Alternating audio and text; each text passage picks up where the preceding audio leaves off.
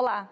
A morte é um elemento da vida cotidiana. Alguns falam a respeito, outros preferem não tocar no assunto.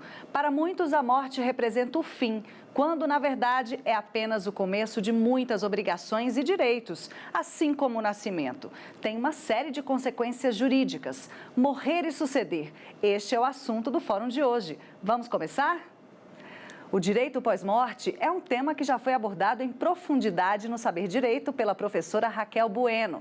É hora do quadro Olha o Direito Aí. A natureza jurídica da morte é fato jurídico estrito sensu ordinário. Então, quando a gente faz aquele estudo lá na parte geral do direito civil sobre a teoria dos fatos jurídicos, a gente observa basicamente que a morte, assim como o nascimento, tem uma série de consequências jurídicas, apesar de ser um fato que acontece diuturnamente, a todo instante. Então, se alguém perguntar qual a natureza jurídica da morte, eu já sei responder. Trata-se de um fato jurídico estrito sensu ordinário. E aí, qual é o grande X da questão? É que a morte, apesar de representar o fim da personalidade jurídica, é o fim da pessoa natural, aí, a partir desse fim, nós temos o início de outros efeitos jurídicos. Normalmente, são efeitos jurídicos patrimoniais. E para discutir o assunto, estão aqui comigo no estúdio João Roberto Machado, especialista em processo civil, e Ângelo Daré, sociólogo. Sejam bem-vindos ao Fórum. Muito obrigada pela presença de vocês. Bom, João, vou começar com você. A professora do Saber Direito disse que é um fato que acontece sempre, né? Diariamente a gente tem que lidar com isso. É um fato jurídico stricto sensu ordinário. Esse é o significado mesmo. Perfeito. Fato jurídico stricto sensu ordinário é aquele que ocorre frequentemente, contínua e sucessivas vezes. São fatos naturais que fazem parte da realidade do ser humano. Então, como exemplo, temos o nascimento e a morte. E o nascimento é o fato jurídico que confere personalidade jurídica para o ser humano. E a personalidade jurídica é a aptidão genérica da pessoa a adquirir direitos subjetivos. Isso é intrínseco à pessoa e você não consegue separar a pessoa da personalidade jurídica, porque ela não depende da vontade dela e da própria consciência. Então, mesmo quando a pessoa morre, a gente não consegue fazer essa separação. A personalidade jurídica, ela vai ser extinta justamente com o fato morte, que ele encerra a personalidade jurídica e traz direitos e obrigações para aquelas pessoas que são possíveis sucessores do falecido. Bom, eu tenho várias questões a respeito dessa parte jurídica, mas eu vou conversar um pouquinho aqui com o Ângelo. Ângelo, é um tabu ainda, principalmente no Brasil, lidar com a morte? Ou é só no Brasil ou no mundo, de uma maneira geral, que isso acontece? É um tabu no geral. Tem alguns autores das ciências humanas e sociais que trabalharam esse assunto, fazendo reflexões de longo alcance, como processos históricos grandes, sobre como a gente lida com a morte em sociedade, né? E o que a gente tem visto atualmente é que, com o processo de modernização, industrialização, das sociedades se tornando mais complexas, a morte tem sido cada vez mais um tabu, porque ela acaba sendo colocada nos hospitais, as pessoas acabam tendo menos contato com ela na vida cotidiana, e com isso, não é só no Brasil, existe uma certa dificuldade em relação a períodos anteriores, como a Idade Média e outros períodos históricos, em se tratar a morte no âmbito social, fora da esfera privada, né? Então, dependendo do lugar, esse tabu pode ser mais acentuado ou menos acentuado, né? Aqui no Brasil, a gente tem um tabu, tem um certo receio em falar sobre o tema, em discorrer sobre isso no âmbito público, mas em outros países, isso, por outras culturas, outras tradições, isso é mais diluído, as pessoas têm mais facilidade em tratar sobre o assunto. E esse tabu, ele deriva para a parte jurídica, né? A gente sempre escuta, nossa, eu tenho 25 anos, vou fazer um testamento, e aí a pessoa é muito questionada, né? Principalmente pelos parentes. Não, para que pensar nisso agora, nesse momento, enquanto se é jovem, por exemplo? Tem um momento certo, João, para pensar nisso? A gente nunca sabe quando a morte vem. Então, o interessante é que a pessoa ela perceba se já possui um patrimônio que permita ela fazer uma certa destinação daquilo que vai acontecer quando ela vier a falecer. Porque as pessoas estão acostumadas a pensar na herança como bens e direitos, coisas boas, mas se esquecem também que dívidas patrimoniais vão integrar o patrimônio dela, que o patrimônio ele é composto de bens, direitos e obrigações.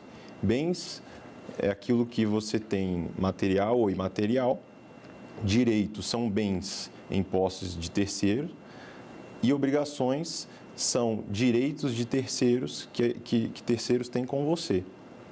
Tudo isso integra o patrimônio. E quando a pessoa falece, o seu patrimônio é chamado de espólio. E o espólio vai ser partilhado com os herdeiros. Seja ele positivo ou negativo. Positivo ou negativo, tanto os bens e direitos como as obrigações. Bom, e falando em bens de direito e obrigações, tem muitos pais hoje em dia que pensam da seguinte forma: não, eu não vou deixar nada para os meus filhos. Isso faz parte desse tabu, dessa incapacidade de se pensar na morte, ou do medo de se pensar na morte? É também um viés que a gente precisa trabalhar, Ângelo? Eu acredito que sim. Eu acho que isso acontece por duas vias, né? Em pensar que não vai deixar nada, porque crê que os filhos devem fazer o próprio caminho ou construir suas próprias histórias de vida, né? E isso tem a ver com, às vezes, a própria história pessoal, de como a pessoa fez sua trajetória profissional, conseguiu seu patrimônio e tudo isso, e acredita que os filhos têm que fazer da mesma forma, né? Mas também tem a questão dos pais deixarem, através de quase um mito de mortalidade, sem conseguir perceber a própria finitude e o decorrer da vida, de deixar passar muito tempo e não trabalhar essas questões pelo tabu, por pensar que, tratando sobre a morte, ela pode chegar mais rápido ou coisa assim. Então, às vezes, nesse processo de demora, que é uma coisa social, de não se ver com cuidado para essa questão, pode acontecer de dar muitos problemas no nível jurídico, na sucessão, no direito de sucessão. Então, o tabu está em todos esses contextos, né? A gente pode dizer que é um problema? O tabu? Não querer pensar na morte? Do ponto de vista jurídico, a gente já sabe, mas do ponto de vista social, não pensar nesse momento é um problema? Eu acredito que sim. Isso, vendo as estatísticas hoje de como está a nossa pirâmide etária aqui no Brasil, está ocorrendo um envelhecimento da população, né? E isso está se acentuando. Segundo as previsões do IBGE e do IPEA, se continuar nesse ritmo, em 2030, a população idosa já será maior do que a população jovem no Brasil. Então, com a população envelhecendo, a gente tem que começar a tratar desse tema com mais cuidado, sobre como dar qualidade de vida para as pessoas que estão nessa fase já terminal de vida. Então, tem toda uma faixa populacional que tem crescido e que a gente tem que observar ela de uma forma mais cuidadosa e pensar na morte como um fator para essa população. Então, se existe um tabu aí, ele tem um certo problema de invisibilizar coisas que são importantes na vida cotidiana, na nossa organização social, né? João, a gente já falou que realmente esse tabu atrapalha nas questões jurídicas, né? Você explicou o que é o patrimônio, você explicou que tudo desemboca no espólio. Mas qual é esse processo de preparação? Por exemplo, uma pessoa com 25 anos que já tem um certo patrimônio, no que ela deve pensar nesse momento para já se preparar? As pessoas, tanto é um tabu que as pessoas não se preocupam com a sucessão em razão de haver uma lei que prevê quem irá herdar aquele patrimônio, de que forma, em que porcentagem. O interessante é que elas se valham da parte disponível do patrimônio, que não vai abranger, além dos herdeiros legítimos, outras pessoas que ela pode indicar, para destinar os bens que ela tem interesse que sejam utilizados de alguma maneira com o seu falecimento.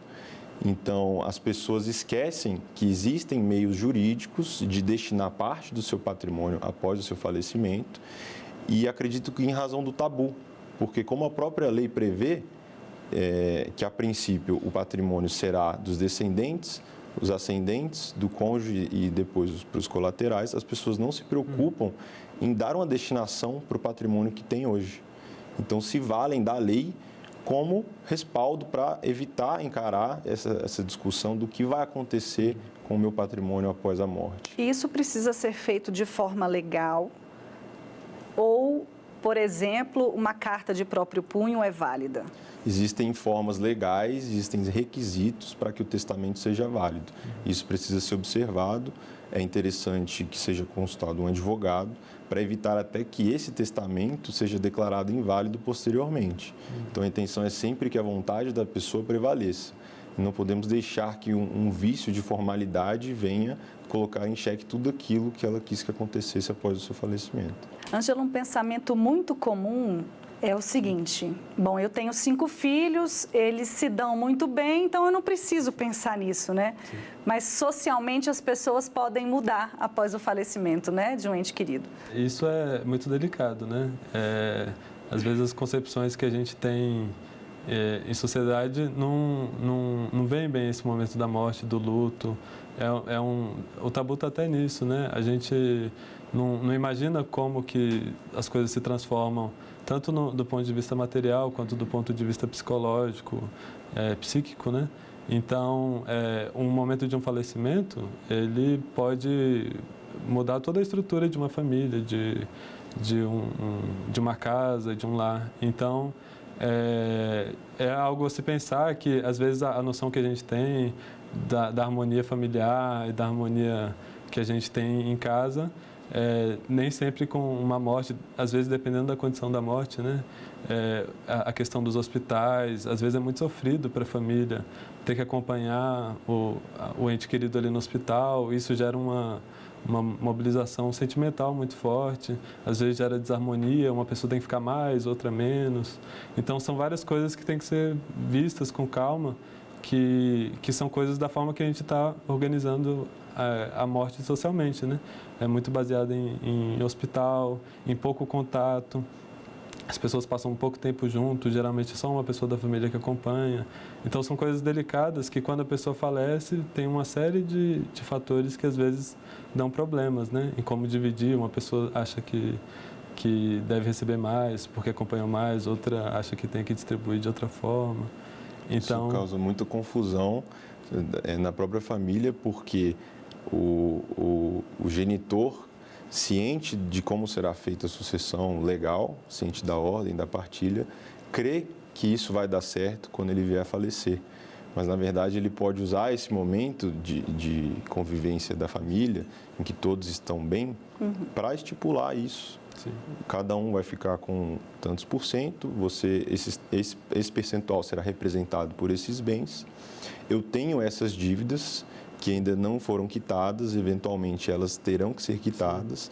Então, aproveitar esse momento familiar em que todos estão bem para fazer esse planejamento sucessório.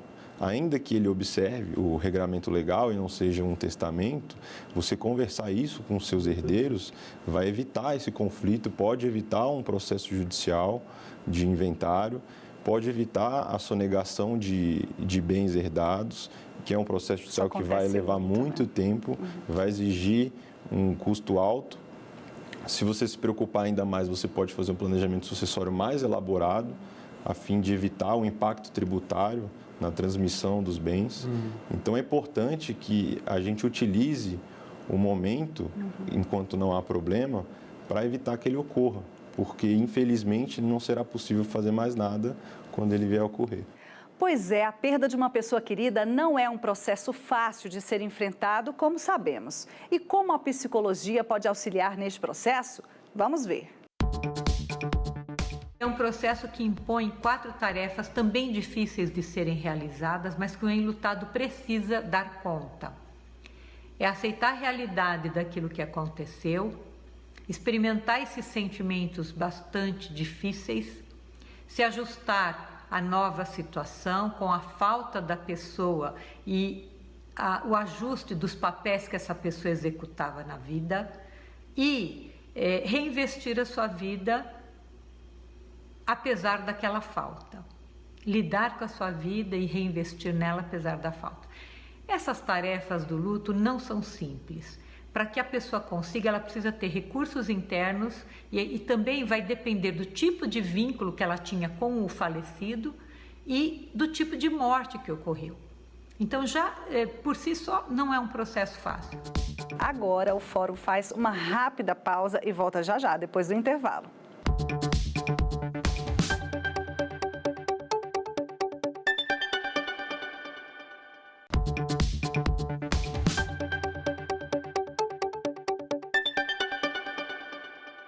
O Fórum está de volta. Terminamos a primeira parte do programa falando sobre as diversas formas de lidar com a morte, as questões jurídicas e como cada cultura enxerga a questão.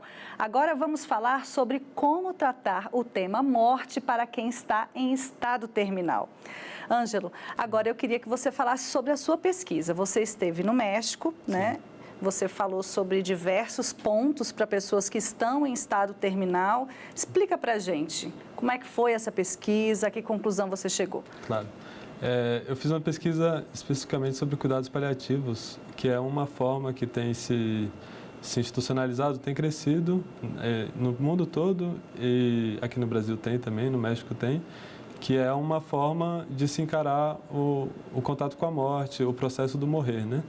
Então, é uma forma que prioriza os cuidados em todas as instâncias do indivíduo, que é o cuidado biológico, psíquico, social e espiritual. Então, quando a pessoa ela tem acesso àquela religião que ela cultuou durante toda a vida, quando ela tem acesso à família dela, quando ela tem a possibilidade de fazer todo o direito de sucessão, de deixar claro para quem que vai cada patrimônio, quando ela tem a possibilidade no fim de vida de cuidar dessas partes que às vezes não são só do corpo, do tratamento da doença, mas de um tratamento do final da vida, de como ela vai morrer e deixar as coisas bem tranquilas e morrer em paz, digamos assim.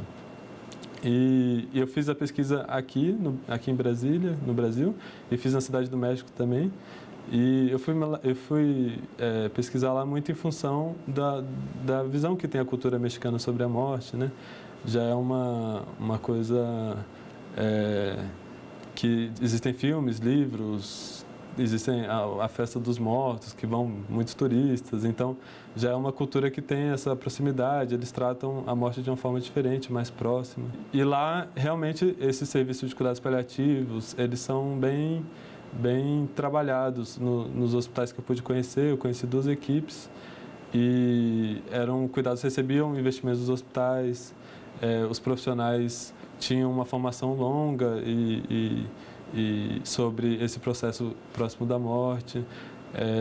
Então, tinha todo esse cenário bem institucionalizado e bem trabalhado dos cuidados paliativos por lá.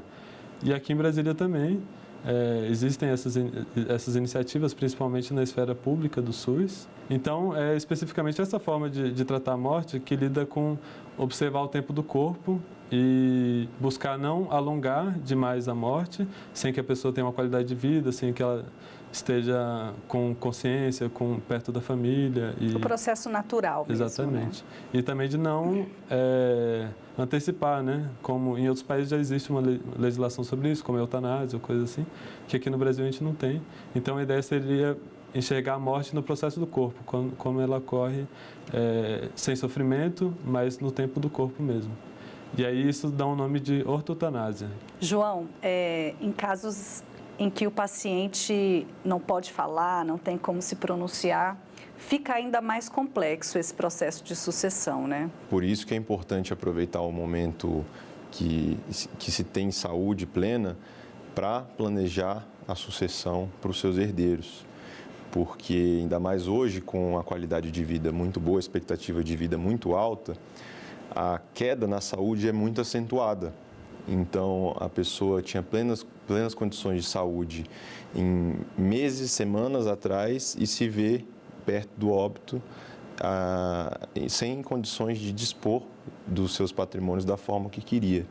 Então, a qualidade de vida associada à expectativa de vida levam as pessoas a crer que a morte está longe e não se valem desse momento anterior para estipular aquilo que quer que seja feito com o seu patrimônio, para aquilo que, se ela não tiver herdeiros, para quem, uma instituição que vai usufruir desse patrimônio, se isso vai ficar para o Estado, se isso vai para um amigo próximo. E, infelizmente, só se dá conta quando não pode mais transmitir essa vontade. Bom, essa questão da herança, né, de herdar patrimônios ou dívidas, isso agora está presente até na questão das redes sociais, né?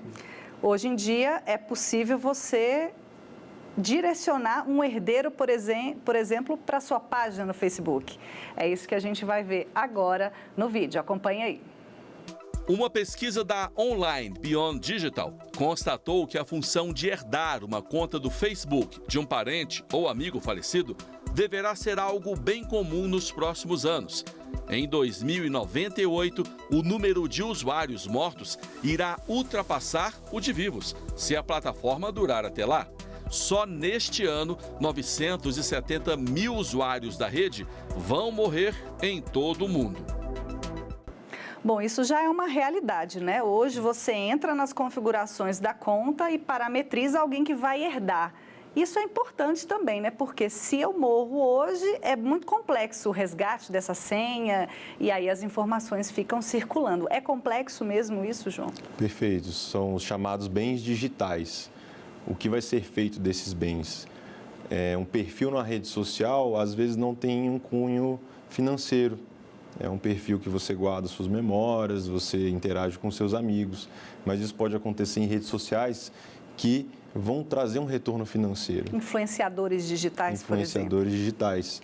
E, às vezes, um retorno financeiro muito relevante. Então, isso vai ter que ser incluído no inventário para ser partilhado com os herdeiros. Então, é importante que isso seja encarado também como um patrimônio. É mais uma questão para a sociologia analisar também, né? Com certeza.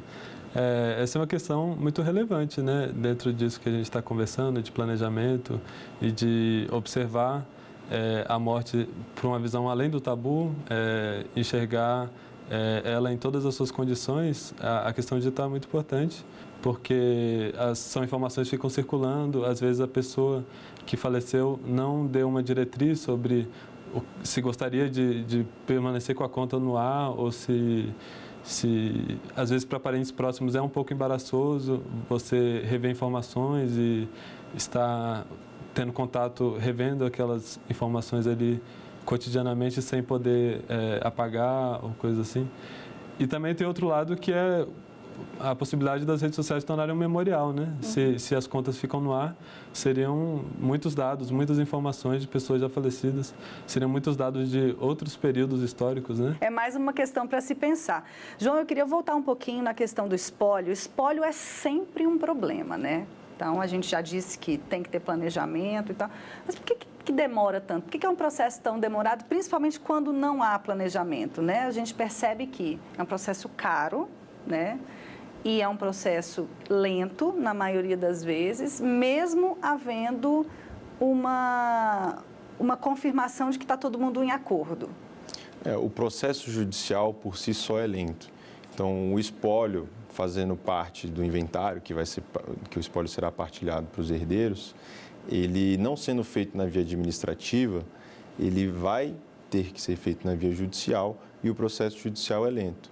Isso vai envolver custas judiciais, isso vai envolver honorários advocatícios, vai envolver o pagamento de tributos e aqui se inclui também a falta de planejamento, porque além dos herdeiros estarem pensando que não vão ter dívidas a pagar, se esquecem de que com o fim da renda do ente falecido, ele vai ter que arcar com o custo inicial para poder dar entrada nesse processo, para só então usufruir dos bens que foram deixados. Esse custo, ele é baseado no valor da herança? As custas judiciais vai depender do tribunal em que vai ser distribuído o inventário. Cada tribunal tem uma regra de custos judiciais. Os honorários advocatícios, eventualmente, também vai depender do tamanho do patrimônio que está sendo deixado. Isso vai ser levado em consideração. E, consequentemente, o imposto de transmissão desses bens será num percentual sobre o valor do patrimônio também. Então, são custos que, se forem incluídos no planejamento sucessório, não irão surpreender os herdeiros, nem prejudicá-los, evitando que eles usufruam desses bens que foram deixados. Então fica a dica, né? Para a gente conversar a respeito disso, enquanto a gente tem possibilidade de comunicação e deixar tudo certinho. Eu agradeço vocês pela presença, pelos esclarecimentos. Ângelo, parabéns pela sua pesquisa. Muito obrigado. Parabéns. E obrigada, João, pelos esclarecimentos. E eu agradeço também a você que assistiu ao fórum de hoje. Para rever o programa, acesse aí tvjustiça.jus.br e para falar com a gente, mande um e-mail forum@stf.jus.br. A TV Justiça também tem um canal no YouTube, é o TV Justiça Oficial. Até logo. Tchau, tchau.